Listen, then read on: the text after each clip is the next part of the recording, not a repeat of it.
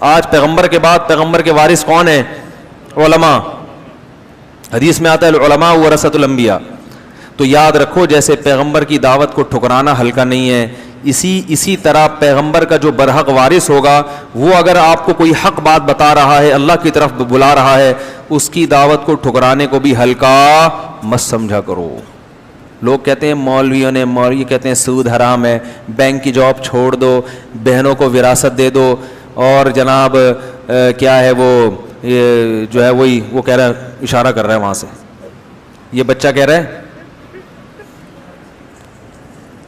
یہ مجھے سکھا رہا ہے کہ کیا یہ 4 شادیاں کرو.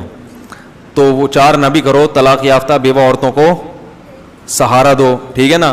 اور کیا ہے, اولڈ ہوم میں ماں باپ کو جمع مت کراؤ, شراب مت پیو, اور ہمت کے ساتھ داڑیاں بھی رکھ لو یار. اللہ کے نبی کا حکم ہے عفو اللحیٰ, زیادہ ڈر ہوتا ہے لوگ بھاگی نہ جائیں, اس لیے میں زیادہ اس موضوع کو چھیڑتا نہیں ہوں.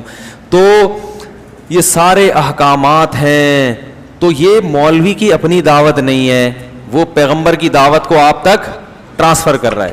تو اس کو ٹھکرانے کو بھی ہلکا مت سمجھو. اگر عمل نہیں ہو رہا گڑ گڑاؤ اللہ کے سامنے, اللہ توفیق دے, مگر دعوت کو ٹھکرانا بڑا خطرناک ہے. اللہ یہ نہیں کہے گا کہ مولوی صاحب نے یہ کہا تھا, اللہ کہے گا, آپ بھی کہہ سکتے ہیں مولوی تو ہماری طرح کا آدمی ہے, ہم کیوں اس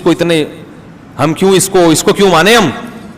تو یہی بات تو لوگ پیغمبروں کے ساتھ کرتے, ہماری طرح کے انسان ہیں.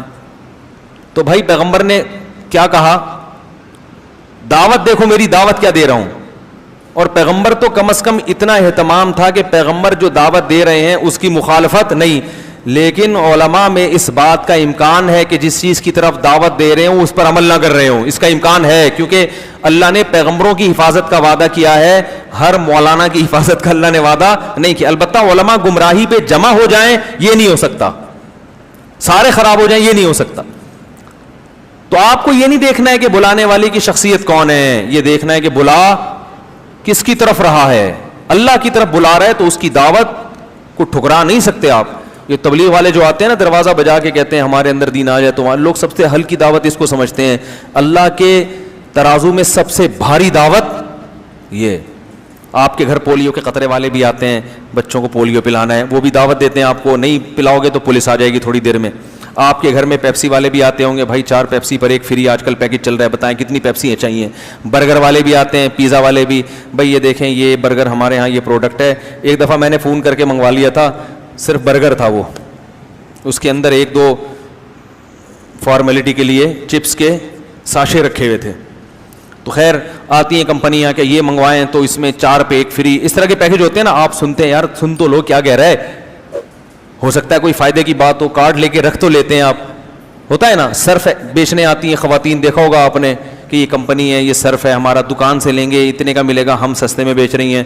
لوگ تھوڑی سی دعوت سن لیتے ہیں, لیکن تبلیغ والے جب آتے ہیں نا, دین ہمارے اندر آ جائے, ساری دنیا کے اندر آ جائے, لوگ کہتے ہیں یہ تو ٹائم ویسٹنگ کے علاوہ کچھ بھی نہیں ہے.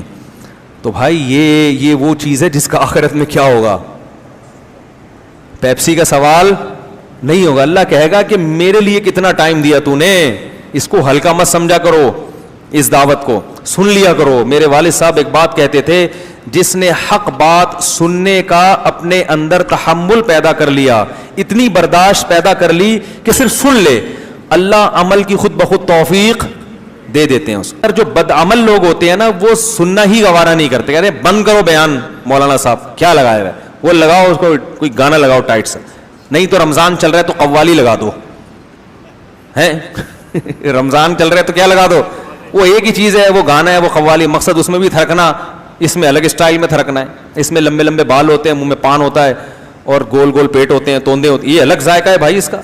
میں ایکسپریس ٹی وی جاتا تھا پچھلے سال رمضان میں درس قرآن کی ریکارڈنگ کے لیے, تو اسٹوڈیو میں ریکارڈنگ ہوتی تھی. تو میں ایک دن جلدی چلا گیا, تو اسٹوڈیو میں قوالی چل رہی تھی, جہاں میں درس قرآن دے وہاں قوالی ہو دھم دھم دھم دھم دھم دھم چل رہا ہے, اور وہ عجیب ناچ گانا, وہ خیر وہ قوالی بند ہوئی تو مجھے بٹھا دیا انہوں نے.